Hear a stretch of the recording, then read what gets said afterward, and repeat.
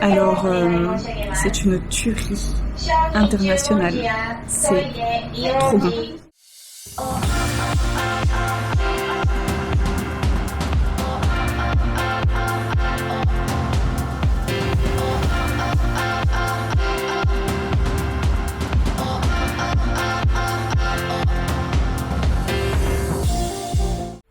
Bonjour, bonjour. Nous voici arrivés dans une nouvelle préfecture, la préfecture d'Okayama, et plus précisément dans la ville de Kurashiki.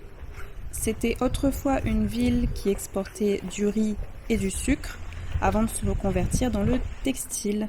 Du coup, on peut y trouver beaucoup d'usines à textile et aussi des boutiques en rapport avec le textile.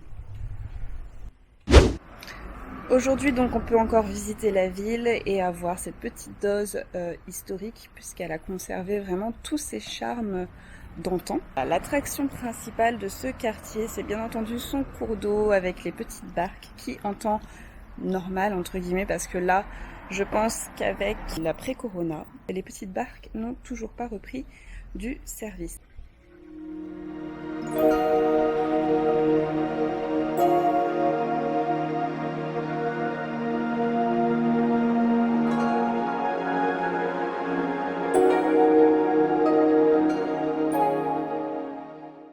Malheureusement, en ce moment, c'est un peu une ville fantôme à cause du manque de touristes. Du coup, tout est fermé. Alors, on va reprendre la route.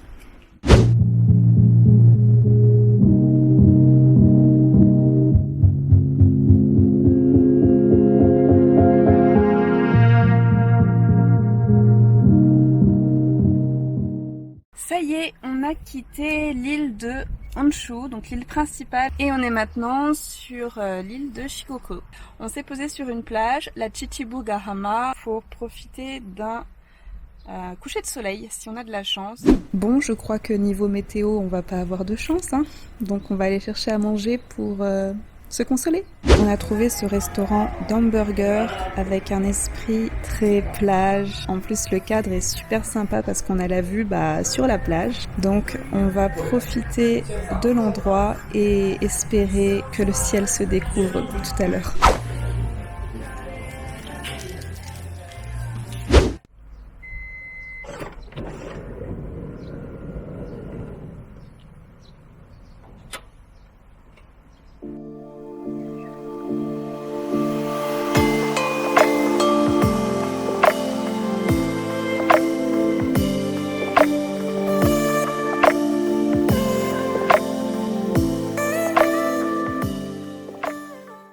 Bon, on n'a pas vraiment eu de couleur. Malheureusement, il a fait beau jusqu'au moment du coucher du soleil. Heureusement que je relativise quand même. Et que je vois plein de jolies choses, donc ça va. Mais quand même, il est où le soleil? En relativisant encore, si jamais il pleut ce soir, ça va être trop génial parce que j'adore le bruit de la pluie. Donc si il pleut en étant dans le van, je vais trop aimer. Trop aimer ça. Bonjour tout le monde. Hier on a donc passé la nuit sous la plage dans la voiture et il n'a pas plu du tout pendant la nuit. Par contre ce matin en se réveillant, on a remarqué que ça y est, la saison des pluies est bien installée. Donc parapluie oblige, hein, et puis voilà, on va découvrir la saison des pluies et en même temps l'île de Shikoku. Pour l'instant ça va, moi j'aime beaucoup l'ambiance pluie, etc. Quand j'étais à La Réunion, c'était une ambiance que j'aimais beaucoup. J'habitais à Saint-André en même temps, donc pour ceux qui connaissent La Réunion, l'Est, c'est là où il pleut le plus. Et j'aimais beaucoup cette ambiance de pluie tropicale, etc. Ça me dérange pas plus que ça.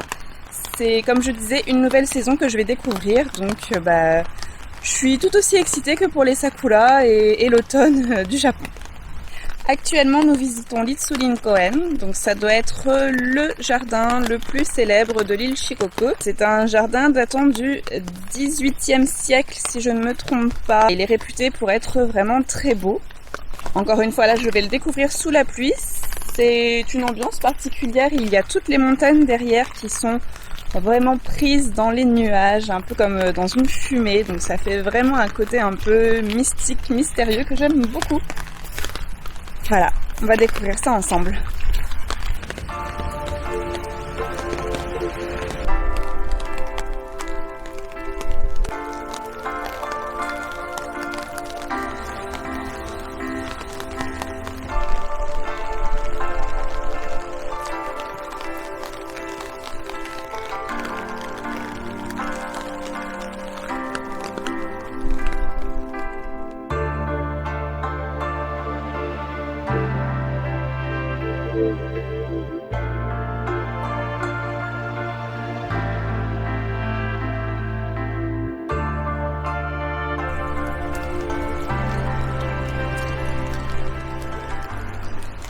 L'île de Shikoku est aussi très connue pour son pèlerinage de 88 temples. C'est un pèlerinage que chaque année beaucoup de personnes font en automne ou au printemps lorsque les températures sont les plus adaptées, puisque en hiver il peut y avoir beaucoup de neige et en été il fait vraiment très chaud. Si on respecte le pèlerinage vraiment dans les règles de l'art, il faudrait le faire à pied et avec une tenue spéciale. Maintenant les règles sont plus souples.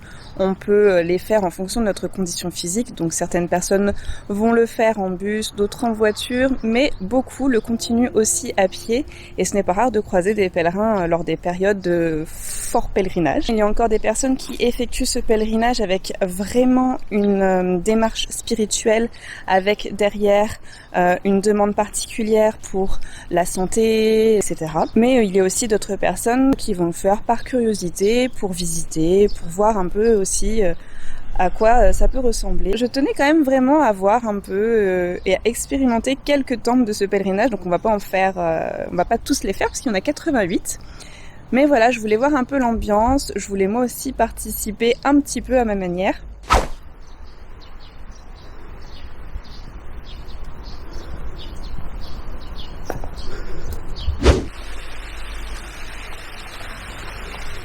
Lorsque vous arrivez dans les temples, une fois que vous avez toute la tenue du pèlerin, il y a aussi un rituel à procéder à l'intérieur même du temple. Il va falloir se purifier, allumer un cierge, réciter un sutra, plein de petites choses comme ça qui vont faire que votre passage pour le pèlerinage sera parfait.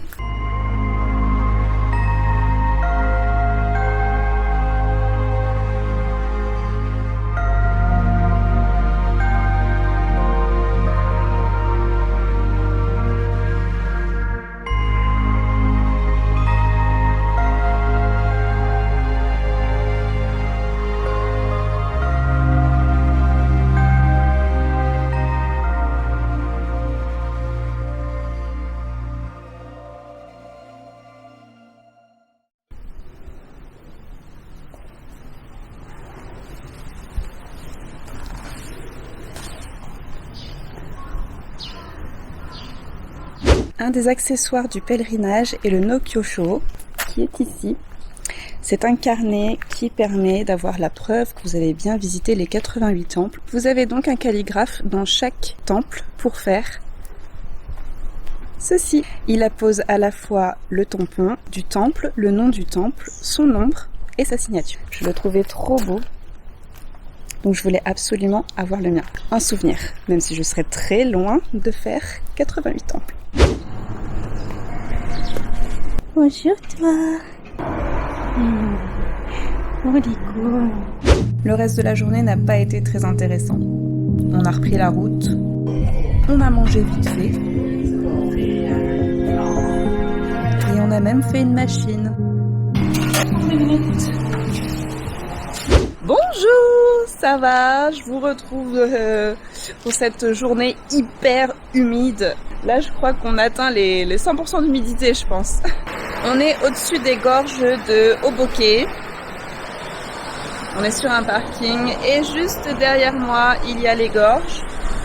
C'est assez impressionnant, il y a tout plein de verdure, c'est vraiment ambiance Jurassic Park quand même. J'adore.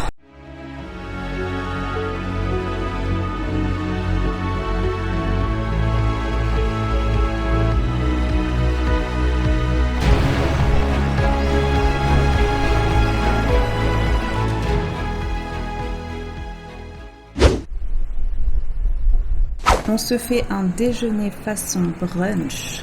Sandwich chaud, karaage poulet, potatoes de patates douces et smoothie. Et on enchaîne les déjeuners avec vue plutôt sympa en ce moment en fait. Là encore, on est à 2 pas de notre prochain lieu de visite. On peut nourrir les petits oiseaux de la forêt et apparemment, on peut même voir des écureuils volants géants du Japon, les musasabi.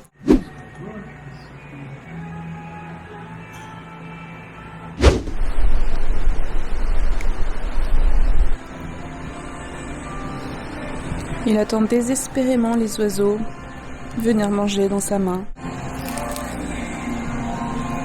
Moi je finis de manger. Après ce petit brunch très sympathique vu sur les écureuils et les petits oiseaux, on se dirige vers le pont Kazurabashi. Le pont Kazurabashi remonterait apparemment au XIIIe siècle. Lorsque les gens du clan Eike ont fui vers cette région, ils ont voulu construire des ponts qui seraient faciles à détruire en cas d'invasion d'ennemis. Donc c'est pour ça qu'ils sont apparemment fabriqués de lianes. Bon, aujourd'hui ils ont été renforcés avec du matériel beaucoup plus solide comme du fer, etc. Tant mieux, hein. Mais on va voir ce que ça fait de marcher sur ce pont. Vous venez avec nous ? Regardez comme la structure de pont est super impressionnante. C'est énorme. Avec tout ce bois et toutes ces lianes. Waouh. Ils sont sérieux ? Ça fait pas si peur quand même.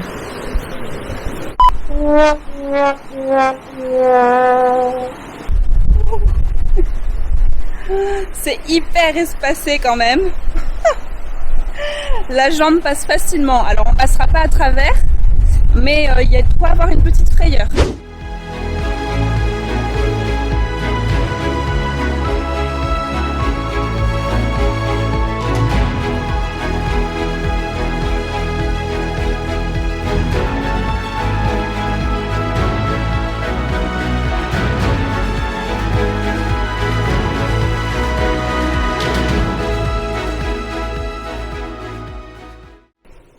Bon alors, à l'ancienne, j'ai regardé avec la carte pour la continuité des temples du pèlerinage.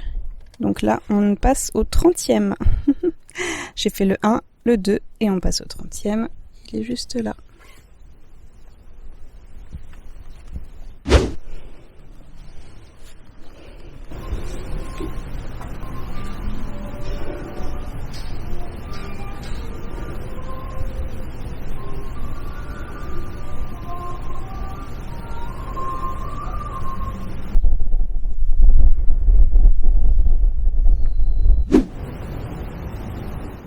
Nous sommes arrivés à la plage de Katsurahama, qu'on a pour nous tout seuls quasiment.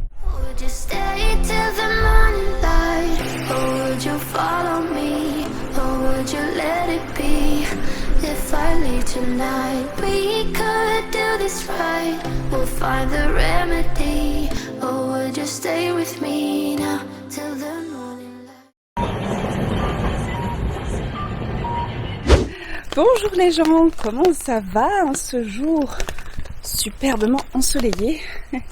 On a quitté notre chambre d'hôtel d'hier soir, vue sur la ville de Kochi. On a bien dormi, c'était pas mal. Il a plu toute la nuit, donc j'ai enfin eu la pluie torrentielle sur le toit de la voiture. J'ai adoré. Je monte des escaliers, donc je suis essoufflée, excusez-moi. Et puis, je viens passer 20 minutes dans l'effroi. En changeant ma carte SD dans la caméra aujourd'hui, j'ai remarqué qu'il en manquait une, et c'était celle d'Osaka. Alors j'ai commencé un peu à paniquer, et puis j'étais prête à pleurer, parce que vous savez, pleurer ça résout tout. Et puis finalement elle était tombée sur mes jambes, elle était d'abord tombée dans le sac en fait. Bref, j'étais prête à passer une très mauvaise journée. Je déteste perdre des souvenirs, que ce soit des photos totalement inutiles, ou pire, là, toute une journée.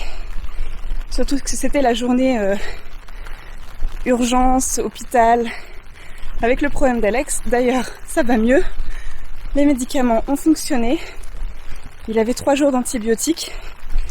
Et ça a fonctionné quand même au bout de la 3e journée. Donc on avait un peu peur que ça fonctionne pas. Mais non, tout va mieux. Tout est rentré dans l'ordre. Le pipi est normal.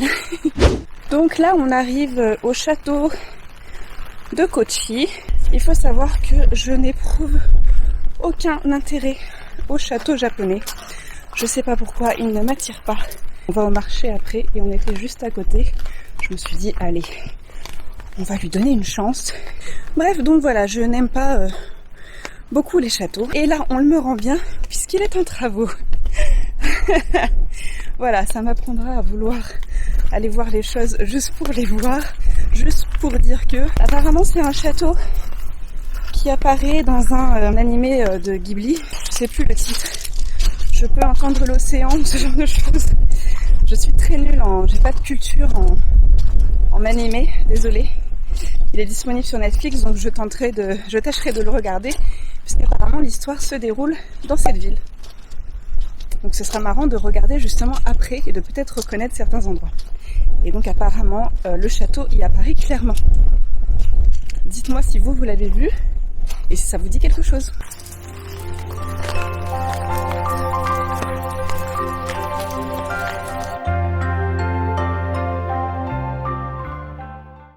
Bon voilà, je serai partie un peu plus haut que ce que je voulais de base. Comme ça, on ne pourra pas dire que je suis de mauvaise foi. Non, c'est vrai que les jardins et tout autour sont très beaux. Le château en lui-même est très beau, hein, je dis pas. Mais je sais pas, contrairement au temple, au sanctuaire, ça ne me fait pas vraiment d'effet. Pourtant, je sais qu'il y a plein d'histoires autour. Et quand on voit les murs, etc., qui ont servi de protection pour le château et les personnes qui y étaient, oui, c'est super intéressant. Mais voilà, c'est comme ça. Et je pense que je vais vous en parler souvent de l'humidité. Je vais en parler souvent de l'humidité, je pense, parce que c'est vraiment quelque chose. Je suis trempée, je suis toute moite, mais vraiment plus que moite, je suis vraiment trempée. C'est très bizarre, pourtant je suis sous un parapluie. On va se diriger doucement vers le marché de Hilomé, où là, pour le coup, notre passion nous attend. Manger!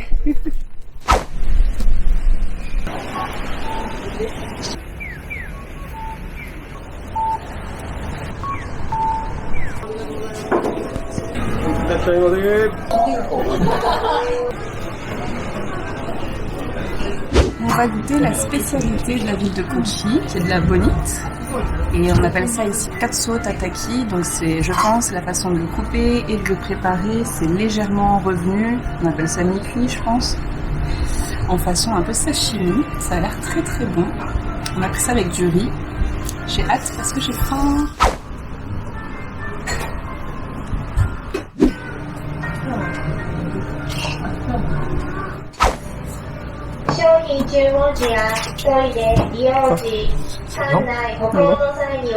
Alors, c'est une tuerie internationale. C'est trop bon. Trop bon. Genre, on a payé le bœuf de Omi 300 balles à 2. Là, on paye à peine 20 balles. Et c'est 1000 fois plus bon. Bon, ça n'a rien à voir. C'est du poisson. L'autre était du bœuf. Mais c'est juste un délice. Donc il y a deux façons de le faire, en version grillée, donc pour l'instant j'ai goûté que celui-là et c'est une tuerie, mais vraiment, mais c'est trop bon. Le poisson est fondant, on en mange avec du gros sel, c'est excellent. Et l'autre façon c'est avec la sauce soja. Il y a aussi plusieurs autres façons de le préparer avec des agrumes, etc., du gingembre et tout ça. Là on en mange avec de la ciboule, du wasabi, une feuille de shiso. J'aime trop les feuilles de shiso. Voilà, c'est excellent. Alors vous voyez, c'est pas mi-cuit en fait, hein. C'est vraiment juste le dessus qui est grillé. D'ailleurs traditionnellement ça doit être grillé sur de la paille. Et l'intérieur est encore bien cru comme un sashimi. Délicieux. J'ai clairement une grosse préférence pour celui au sel. Mais à la sauce c'est très bon aussi.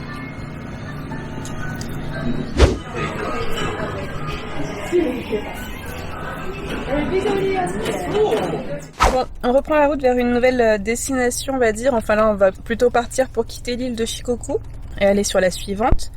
Et puis, on va essayer de capter quelques temples, histoire que je remplisse un peu plus mon carnet avant de quitter l'île, quoi. C'est parti!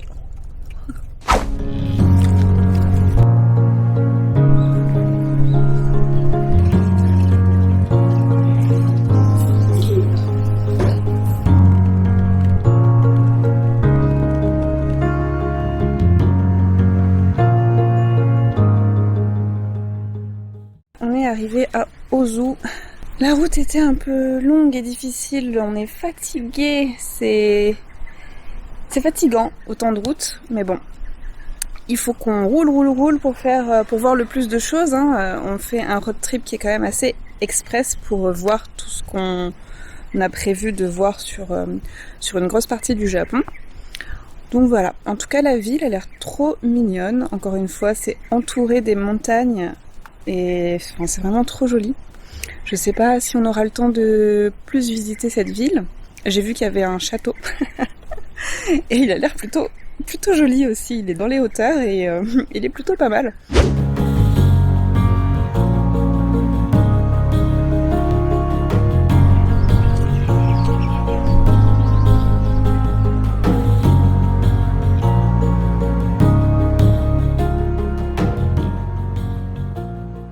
Alors, qu'est-ce que t'attends? Glace avec des petites boules dessus. Des boules de riz. C'est bon. Et c'est une spécialité.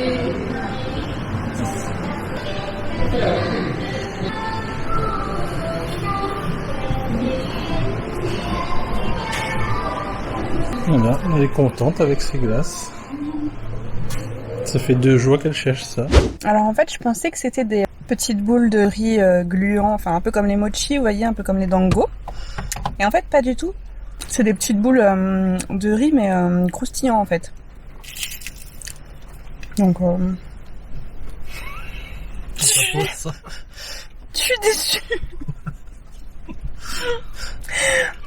Bah, du coup, je vous invite à faire la même chose avec des boules de riz gluants. Allez, on reprend la route. Regardez sous quel genre de temps.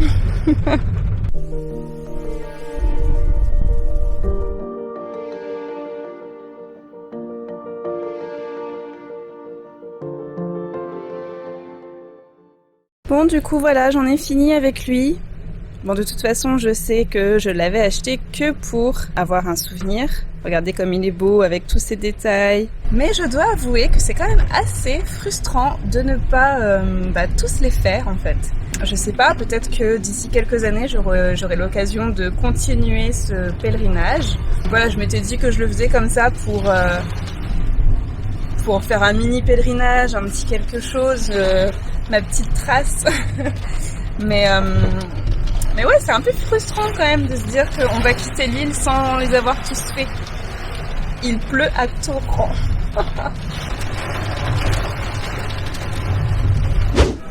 On s'arrête enfin après toutes ces heures de route. On est arrivé à Hiroshima. Hiroshima, c'est une ville que nous avons déjà visitée lors de notre premier voyage. Et c'est une ville que j'avais beaucoup aimée, forcément pour son histoire. Et puis c'était une ville sympathique aussi, assez dynamique. On va juste faire un arrêt extrêmement rapide, le temps de manger, et on reprendra la route. On s'arrêtera pour dormir, pour continuer ensuite vers l'île de Kyushu. Enfin, je pense qu'il y a encore beaucoup de routes qui nous attendent. On attend de manger nos okonomiyaki. L'okonomiyaki, c'est ce genre d'omelette crêpe à la japonaise. Et perso, moi je préfère de loin la Hiroshima style avec les nouilles yakisoba à l'intérieur. Désolé Osaka, mais Hiroshima tu gagnes. Je tenais quand même à revenir ici, au dôme de Genbaku, qui est maintenant le mémorial de la paix à Hiroshima.